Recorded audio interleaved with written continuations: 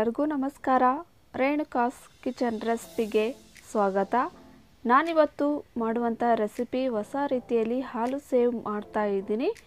ಸಂಜೆ coffee tea ಜೊತೆ ಸವಿಯಲು ತುಂಬಾ ಚೆನ್ನಾಗಿರುತ್ತೆ ಮತ್ತು ಕಡಿಮೆ ಸಾಮಗ್ರಿಗಳಲ್ಲಿ ರುಚಿಯಾಗಿ ಮಾಡ್ಕೊಂಡು ತಿನ್ಬೋದು.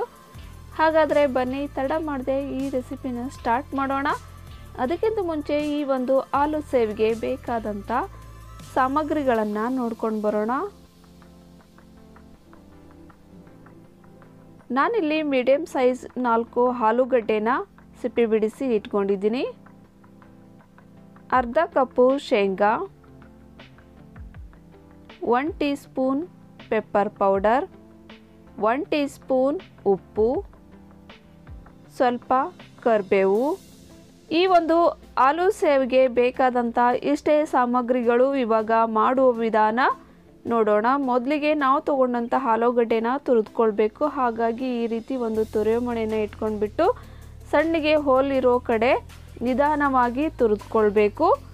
ನೀವಿನ್ನೂ ನಮ್ಮ ಚಾನಲ್ಗೆ ಸಬ್ಸ್ಕ್ರೈಬ್ ಮಾಡ್ಕೊಂಡಿಲ್ಲ, ಇದೇ ಫಸ್ಟ್ ಟೈಮ್ ನೋಡ್ತಾ ಇದ್ದರೆ ಪ್ಲೀಸ್ ಕೆಳಗೆ ಕಾಣುವ red colour subscribe button click ಮಾಡಿ. ಹಾಗೆಯೇ ಪಕ್ಕದಲ್ಲಿರುವ ಬೆಲ್ ಐಕಾನ್ ಕ್ಲಿಕ್ ಮಾಡಿ. ಇದರಿಂದ ಮುಂಬರುವ ಹೊಸ ವಿಡಿಯೋಸ್ಗಳ ನೋಟಿಫಿಕೇಷನ್ ನಿಮಗೆ ಮೊದಲು ತಲುಪುತ್ತೆ. ನೋಡಿ, ಇದೇ ರೀತಿ 4 ಆಲೂಗಡ್ಡೆನ ತುರಿದುಕೊಳ್ಬೇಕಾಗುತ್ತೆ.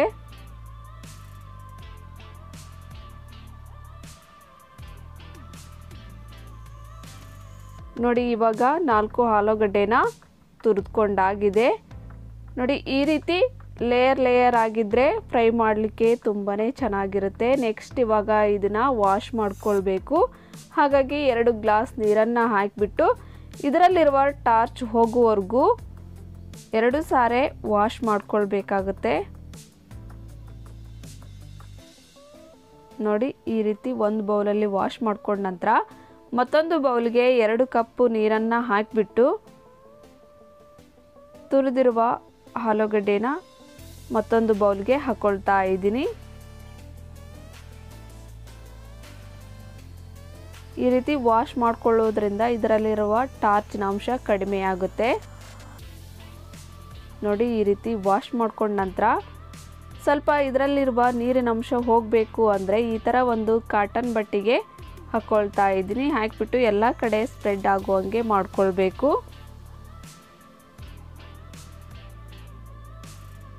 ನೋಡಿ, ಈ ರೀತಿ ಹರಡ್ಕೊಂಡ ನಂತರ ಇವಾಗ ಬಟ್ಟೆನ ಫೋಲ್ಡ್ ಮಾಡಿಬಿಟ್ಟು ಸ್ವಲ್ಪ ಈ ರೀತಿ ಉಜ್ಕೊಳ್ಬೇಕು. ಅಂದಾಗ ಮಾತ್ರ ಬಟ್ಟೆ ನೀರಿನ ಅಂಶನ ಬೇಗನೆ ಹೀರ್ಕೊಳ್ಳುತ್ತೆ.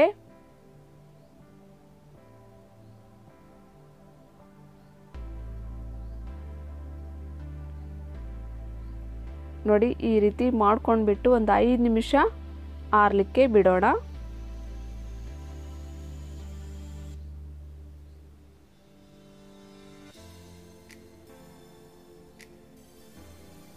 ಇವಾಗ ನೀವು ನೋಡ್ತಾ ಇರ್ಬೋದು ನೀರಿನ ಅಂಶ ಹೋಗಿ ಸ್ವಲ್ಪ ಡ್ರೈ ಆಗಿದೆ. ಇವಾಗ ಫ್ರೈ ಮಾಡಲಿಕ್ಕೆ ನಾವು ಒಂದು ಪ್ಲೇಟಿಗೆ ಹಾಕ್ಕೊಳ್ಳೋಣ. ನೆಕ್ಸ್ಟ್ ಇವಾಗ ಎಣ್ಣೆನ ನಾನು ಕಾಯಲಿಕ್ಕೆ ಇಟ್ಕೊಂಡಿದ್ದೆ. ಎಣ್ಣೆ ಸರಿಯಾಗಿ ಬಿಸಿಯಾಗಿದೆ. ತುರಿದು ವಾಶ್ ಮಾಡಿರುವ ಆಲೂಗಡ್ಡೆ ಪೀಸ್ಗಳನ್ನು ಹಾಕಿಬಿಟ್ಟು ಹೈ ಫ್ಲೇಮಲ್ಲೇ ಫ್ರೈ ಮಾಡ್ಕೊಳ್ಬೇಕು. ನಾವೇನಾದರೂ ಮೀಡಿಯಮ್ ಫ್ಲೇಮು ಅಥವಾ ಲೋ ಫ್ಲೇಮಲ್ಲಿ ಫ್ರೈ ಮಾಡಿಕೊಂಡ್ರೆ ಮೆತ್ತಗಾಗಿ ಬಿಡುತ್ತೆ. ಇದರಿಂದ ತಿನ್ನಲಿಕ್ಕೆ ಚೆನ್ನಾಗಿರುವುದಿಲ್ಲ. ನೋಡಿ, ಹಾಕಿದ ತಕ್ಷಣ ಬಬಲ್ಸ್ ಯಾವ ರೀತಿಯಾಗಿ ಬರ್ತಾ ಇದೆ ಅಂತ. ಈ ಬಬಲ್ಸ್ ಎಲ್ಲ ಕಡಿಮೆ ಆಗೋವರೆಗೂ ಹಾಗೆ ಫ್ರೈ ಮಾಡ್ಕೊಳ್ಬೇಕು. ನೋಡಿ, ಸ್ವಲ್ಪ ಕಡಿಮೆ ಆಗ್ತಾ ಬರ್ತಾ ಇದೆ. ಇವಾಗ ಸ್ವಲ್ಪನೇ ಟರ್ನ್ ಮಾಡ್ತಾ ಫ್ರೈ ಮಾಡ್ಕೊಳ್ಬೇಕಾಗತ್ತೆ. ನೋಡಿ, ಕ್ರಿಸ್ಪಿ ಆಗೋವರೆಗೂ ಫ್ರೈ ಮಾಡ್ಕೊಳ್ಬೇಕು.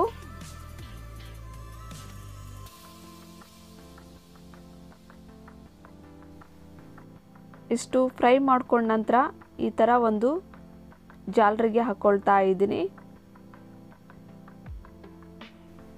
ನೀವು ನೋಡ್ತಾ ಇರ್ಬೋದು ಹಾಲು ಸೇವ್ ಯಾವ ರೀತಿಯಾಗಿ ಕ್ರಿಸ್ಪಿಯಾಗಿ ಬಂದಿದೆ ಅಂತ. ಪುನಃ ಎಣ್ಣೆನ ಬಿಸಿ ಮಾಡಿಬಿಟ್ಟು ಫ್ರೈ ಮಾಡಿ ತೋರಿಸ್ತಾ ಇದ್ದೀನಿ. ಹೈ ಫ್ಲೇಮಲ್ಲೇ ಇಟ್ಕೊಂಡು ಈ ರೀತಿ ಹಾಕ್ಕೊಳ್ಬೇಕು. ನೋಡಿ, ಬಬಲ್ಸ್ ಯಾವ ರೀತಿಯಾಗಿ ಬರ್ತಾ ಇದೆ ಅಂತ. ಈ ಬಬಲ್ಸ್ ಎಲ್ಲ ಕಡಿಮೆ ಆದ ನಂತರ ತೆಕ್ಕೊಳ್ಬೇಕು. ಅಂದಾಗ ಮಾತ್ರ ಹಾಲು ಸೇವ್ ಕ್ರಿಸ್ಪಿಯಾಗಿ ಬರುತ್ತೆ. ನೋಡಿ ಇವಾಗ ಬಬಲ್ಸ್ ಎಲ್ಲ ಕಡಿಮೆ ಆದ ನಂತರ ಒಂದು ಜಾಲರಿಗೆ ಸೇವನ್ನ ಹಾಕೊಳ್ತಾ ಇದ್ದೀನಿ.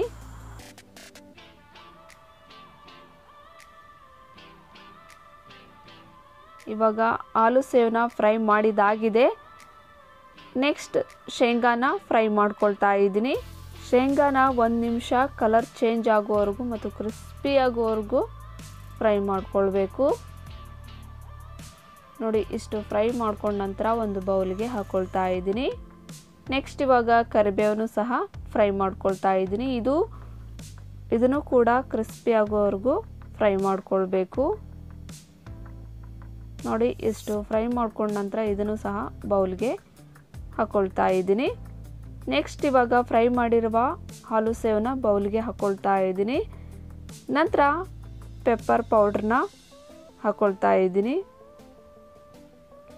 ರುಚಿಗೆ ತಕ್ಕಷ್ಟು ಉಪ್ಪು, ಫ್ರೈ ಮಾಡಿರುವ ಶೇಂಗಾ ಮತ್ತು ಕರಿಬೇವನ್ನ ಹಾಕಿಬಿಟ್ಟು ಮಿಕ್ಸ್ ಮಾಡ್ಕೊಳ್ತಾ ಇದ್ದೀನಿ.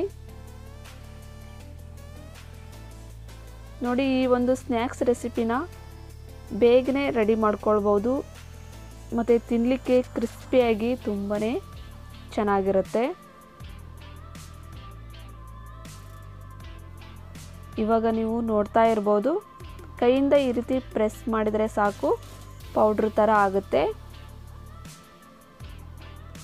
ಇವಾಗ ಇದನ್ನು ಸರ್ವ್ ಮಾಡ್ಕೊಳ್ಳೋಣ. ಕಡಿಮೆ ಸಾಮಗ್ರಿಗಳಲ್ಲಿ ರುಚಿಯಾದ ಆಲೂ ಸೇವನ್ನ ಯಾವ ರೀತಿಯಾಗಿ ಮಾಡುವುದು ಅಂತ ನೋಡಿದ್ರಲ್ವಾ? ಹಾಗಾದರೆ ಈ ರೆಸಿಪಿ ನಿಮಗೆ ಇಷ್ಟ ಆಗಿದ್ದರೆ ಲೈಕ್ ಮಾಡಿ, ನಿಮ್ಮ ಫ್ಯಾಮಿಲಿ ಫ್ರೆಂಡ್ಸಿಗೆ ಶೇರ್ ಮಾಡಿ. ನೀವು ಟ್ರೈ ಮಾಡಿಬಿಟ್ಟು ಕಮೆಂಟ್ಸ್ ಮೂಲಕ ಹೇಗೆ ಬಂತು ಅಂತ ತಿಳಿಸಿ. ಇನ್ನಷ್ಟು ಈಸಿ ರೆಸಿಪೀಸ್ಗಳಿಗಾಗಿ ರೇಣುಕಾಸ್ ಕಿಚನ್ ರೆಸಿಪಿ ಯೂಟ್ಯೂಬ್ ಚಾನಲ್ನ ಸಬ್ಸ್ಕ್ರೈಬ್ ಮಾಡಿ ಅಂತ ಹೇಳ್ತಾ ಮತ್ತೊಂದು ರೆಸಿಪಿಯಲ್ಲಿ ಭೇಟಿ ಆಗ್ತೀವಿ. ನಮಸ್ಕಾರ.